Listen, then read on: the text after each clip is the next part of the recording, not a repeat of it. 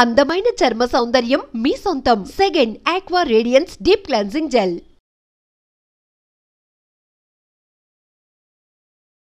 మూఢనమ్మకాలన్నింటికీ కూడా మూల కారణం అవిద్య అనేదని అక్కడే మెయిన్ చేయాల్సిన పని ఉంది అని మీకు అనిపించలేదా? లేదండి, మూఢనమ్మకాలకి మెయిన్ కారణం అన్నది అజ్ఞానం అండి. అజ్ఞానము అవిద్య ఒకటి కాదండి. కామన్ సెన్స్ లేని అజ్ఞానం ఏదైతే ఉందో దానికి దోహదం బాగా చేసేది మతం అండి.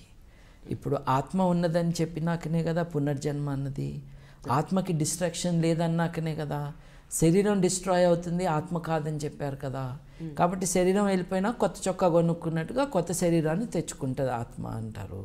అలా అనుకుంటే ఇప్పుడు మరి మీరు చెప్పిన దాని ప్రకారం భగవద్గీత అబద్ధమే అనుకోవాలా, రామాయణం కూడా అబద్ధమే అనుకోవాలా మనం? ఎందుకంటే అందులో చెప్పారు కదా, ఈ శరీరం మట్టిలో కలిసిపోతుంది, ఆత్మ అనేది అలాగే ఉంటుంది, ఆత్మ మళ్ళీ వేరే రూపాన్ని సంతరించుకుంటుంది అని మన భగవద్గీతలో కానివ్వండి ప్రతి పురాణాల్లో చెప్తూనే ఉన్నారు. మీరు రామాయణం చదివారండి? మీరు? నేను చదవలేదు సార్. చదవలేదు. భగవద్గీత చదివారండి? లేదు. అందరూ చెబితే మరి ఎట్లా అండి? చదవకుండా అందరు ఇట్లా మాట్లాడితే రామాయణంలో ఇది లేదండి. నేను చదివానండి. అందరూ చెప్తే వినడమే. ఇప్పుడు ప్రవచనాలు చెప్తున్నారు, ఆ ప్రవచనాలు వినడమే. వాళ్ళు చదివారండి, వాళ్ళు చదివారండి, చదివిన విషయం ఆలోచించారండి, అది కూడా అడుక్కోవాలి మనం. ఇప్పుడు ప్రవచనాలు చెప్తాడు ఒక ఆయన, పెద్ద ఆయన చాగంటి గారు. ఇప్పుడు వారు ఏమన్నారు, స్నానం చేసి బకెట్లో కాసిన నీళ్ళు వదిలి దాంట్లో తుండుగుడ్డ పెట్టు, నీ భార్య వచ్చి ఆ నీళ్ళన్నీ పిండి పోస్తే నీకును నీ భార్యకి ఆరోగ్యం. ఏంటండి నాన్ సెన్స్? ఇవి ప్రవచనాలు అసలు కాదు కదా. What has it to do with spirituality? Nothing. కాకపోతే భగవద్గీతలో ఉంది, రామాయణంలో లేదు. That's why I'm saying. ఇప్పుడు నా పవిత్ర గ్రంథాన్ని నేను డిఫెండ్ చేస్తాను, వాళ్ళు ఒకసారి చదవాలి కదా. ఇది నిజాయితీ కదా. నిజంగా నా మతానికి నేను వాల్యూ ఇచ్చి గౌరవం ఇస్తే ఆ మతం ఏమంటుందో బాగా చదవాలి. అలాగే ఆ మతంలో వచ్చిన సంస్కరణలు ఏంటో కూడా తెలుసుకోవాలి. ఇప్పుడు మతం అంతా ఒరిజినల్గా బాగానే ఉంటే సంస్కరణలు ఎందుకు మీరు ఆహ్వానిస్తున్నారు? మతం అంతా బాగా ఉంటే లేదు కదా. శంకరాచార్యుని ఎందుకు మెచ్చుకుంటున్నారు, తర్వాత రామానుజాచార్యుని ఎందుకు మెచ్చుకుంటున్నారు, తర్వాత బసవన్న గారిని ఎందుకు మెచ్చుకుంటున్నారు? ఏదో బాగాలేదనేగా వాళ్ళు వచ్చింది. వేదాలంతా బాగా ఉంటే ఉపనిషత్తులు ఎందుకు వచ్చాయి? వేదాలు ఉపనిషత్తులు సేమ్ థింగ్స్ చెప్పట్లేదు కదా. మన భావాల పట్ల, మన మతం పట్ల, మన నమ్మకాల పట్ల గౌరవం ఉండాలి. గౌరవం అంటే ఏంటి? అవి ఏం చెప్పినాయో చదువుకోవాలి. సో మీ ప్రశ్న ఏంటంటే ఈ వీటిల్లో ఉన్నాయన్నీ కరెక్టా అని. ఏదైనా కరెక్టో కాదో చెప్పడానికి, బేరీజ్ వేయటానికి మనకున్న యార్డ్ స్టిక్ ఏంటంటే అది వాస్తవంగా ఉందా లేదా, అంతే కదండి. వాస్తవంలో ఆత్మల్ని ఇప్పటిదాకా చూడలేదండి, ఎక్కడా చూడలేదు. మొన్న మీరు యూట్యూబ్లోనే దొరుకుతాయి.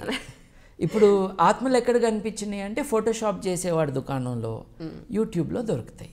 దయ్యంతో సెల్ఫీ తీసుకునే ప్రయత్నం చేశారు గోగినేని బాబు గారు మొన్న ఊళ్ళో, కానీ ఆ దయ్యం చాలా క్లియర్ కనిపించిందట కదా, మీకు చెప్తున్నారు. ఆవిడ రాలేదుగా. ఇక్కడ చూడండి, దయ్యాలన్నీ ఆడదయ్యాలే. మీకు ఎప్పుడన్నా అనిపించిందా ఏంటి మగ దయ్యం ఎక్కడా లేదు, దయ్యాలన్నీ ఆడదయ్యాలే అని? మంచి చేసే దయ్యం ఉందా? లేదు కదండి. మంటలు పెట్టే దయ్యం, మగాళ్ళను వశపరుచుకునే దయ్యం, అది మోహిని పిశాచం కావచ్చు, కొరివి దయ్యం కావచ్చు, మోస్ట్లీ దయ్యాలన్నీ ఆడవాళ్ళు. కానీ మీరు అది ప్రూవ్ చేసిన తర్వాత ఆ విలేజ్లో మొత్తం అందరూ వెనక్కి వచ్చారండి? వచ్చారు. రియలైజ్ అయ్యారు ఆ విషయంలో ఇదనే దయ్యం ఎందుకు కారండి, తమ ఇంట్లోంచి బయటికి వెళ్ళిపోయారు. They evacuated there homes in peace times. కానీ అది మాత్రం మెచ్చుకోవాల్సిన విషయం సార్. మీ విషయంలో ఒక పొలిటికల్ పార్టీ చేయలేకపోయింది, ఒక అధికారంలో ఉన్నవాడు చేయలేకపోయారు, ఒక మతస్థులు చేయలేకపోయారు, మీరు మాత్రం అచీవ్ చేశారు. ఎందుకంటే దెయ్యం ఉందన్న భయానికి గ్రామం మొత్తం ఖాళీ చేసి వెళ్ళిపోతే మీ మాట మీద మీరు అక్కడ ఒక నైట్ 2 నైట్స్ అక్కడ వన్ నైట్ ఉండి దాన్ని మీరు ప్రూవ్ చేసి ప్రజలందరినీ మళ్ళీ నమ్మించి వాళ్ళ ఇళ్ళకి వెనక్కి తీసుకురావడం అంటే చాలా పేషెన్స్తో కూడుకున్న విషయం.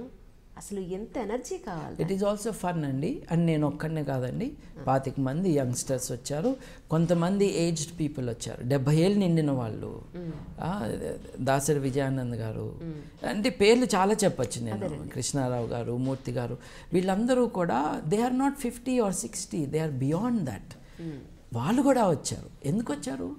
దయాన్ని చూడటానికి వచ్చారా? కాదే, ఇవన్నీ లేవు అని చెప్పి ఎవరిళ్ళకి వాళ్ళని రప్పించడానికి వచ్చారు.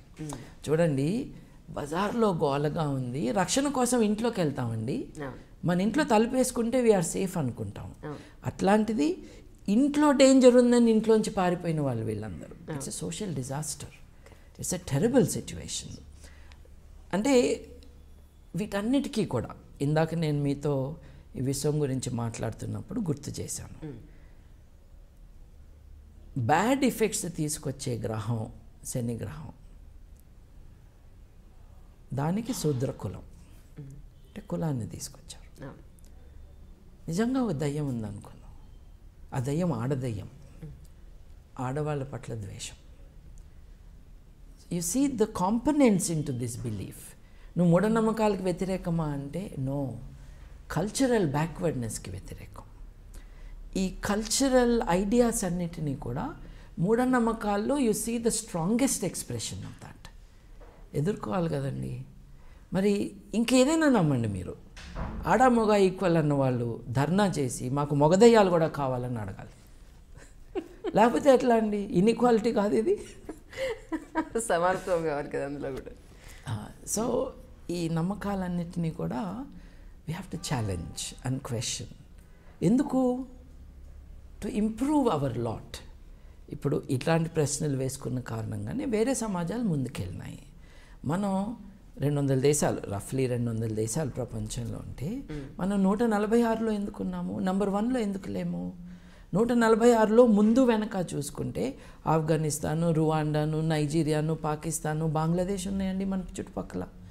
జియోగ్రాఫికల్గానే కాదు, కల్చరల్ అచీవ్మెంట్స్లో, హక్కుల విషయంలో, మన స్టాండర్డ్ ఆఫ్ లివింగ్లో, ఈ హ్యూమన్ డెవలప్మెంట్ ఇండెక్స్లో మనం వెనకబడి ఉన్నాం. మనం ఎంతకాలం అబద్ధాలు చెప్పుకుంటాము, మనం చాలా గొప్ప దేశము, మనల్ని కొట్టే దేశం లేదు, మనం నాలెడ్జ్ ఎకానమీ అని. ఇప్పుడు 65% of the country is literate, అంటే 35% ఈజ్ నాట్. దాని అర్థం ఏంటో తెలుసా అండి? భారతదేశానికి స్వాతంత్రం వచ్చినప్పుడు 33 కోట్ల మంది మనకి జనాభా. ఇవాళ భారతదేశంలో 33 కోట్ల మంది కంటే ఎక్కువ మంది నిరక్షరాస్యులుగా ఉన్నారు. అంటే ఈ 70 ఏళ్లలో మనం founding of the nation as a political independent entity ఎంత జనాభా ఉందో అంతకంటే ఎక్కువ మంది నిరక్షరాస్యుల్ని తయారు చేసుకున్నాము. ఎవరి ఫెయిల్యూర్ అంటారు మీ ఉద్దేశ ప్రకారం? ఇది చాచా నెహ్రూ గారి first responsibility should have been to put everyone in school. ఆయన చాలా చేశారు. He defined India, he laid its foundations. కానీ ప్రతి పిల్లవాడిని స్కూల్కి పంపించాలి అన్న విషయంలో ఆయన కరెక్ట్ ఎంఫసిస్ పెట్టలేదు. ఇప్పుడు పాపులేషన్ కంట్రోల్ గురించి మాట్లాడుతూ ఉంటారు. బెస్ట్ కాంట్రాసెప్టివ్ ఈజ్ ఎడ్యుకేషన్ అని చెప్పారు. కరెక్ట్. చదువుకుంటే ఆ ఇంట్లో 10 మంది పిల్లలు పుట్టరు, 2 3 పుడతారు. It is the best contraceptive. It is the experience of the world. అది చేయలేదు, ఇది చేయలేదు. ఆయనేమో మినిస్టర్గా రాజ్కుమారి కౌల్ అండి, అమృత్ కౌల్ ఐ థింక్, ఆవిడని పెట్టుకున్నారు. ఆవిడ Catholics do not believe in birth control. దేవుడిచ్చిన పిల్లల్ని మనం వద్దంటమేంటి? ఇట్లా చేసి ఆవిడ ముందుకు తీసుకెళ్ళనివ్వలేదు. నెహ్రూ గారికి ఒక కుమార్తెనే, కానీ